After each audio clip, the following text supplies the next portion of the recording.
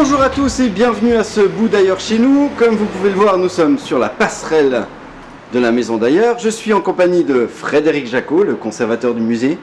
Et nous allons dans notre espace Jules Verne. Attention les yeux, voilà. Certains d'entre vous connaissent certainement l'espace Jules Verne. Cet espace qui contient certains des trésors de la maison d'ailleurs. Une grande partie déjà. L'espace Jules Verne, ça a été conçu il y a maintenant une dizaine d'années pour recevoir les collections principales du musée, c'est-à-dire les principales collections livresques, entre autres. Ça fait à peu près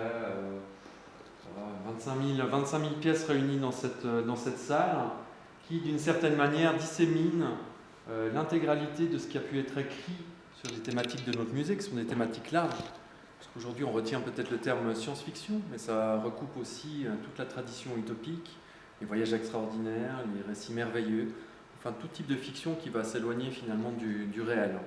Mais alors pourquoi on l'a appelé l'espace Jules Verne si on a autant de choses à l'intérieur autres?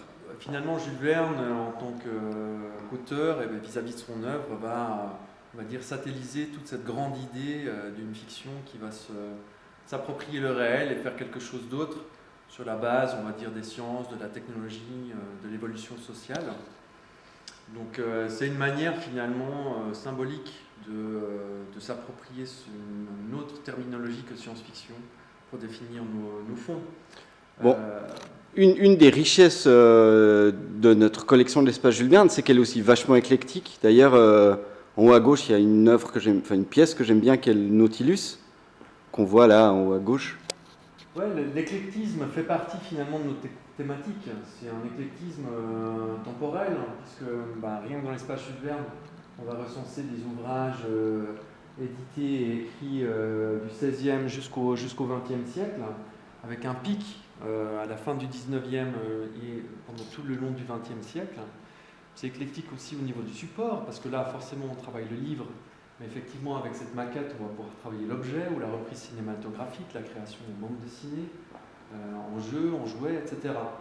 Donc, finalement, cet espace rappelle aussi ce mouvement, on va dire, éclaté d'une thématique qui touche un peu à toutes les sphères culturelles aujourd'hui.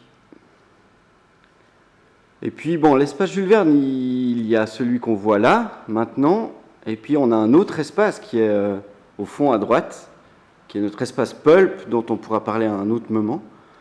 Mais ce que je vois, moi, c'est que, bon, on a les grandes bibliothèques, mais qu'aussi on a des livres plus récents qui sont en haut, et puis des plus grands classiques qui sont dispatchés...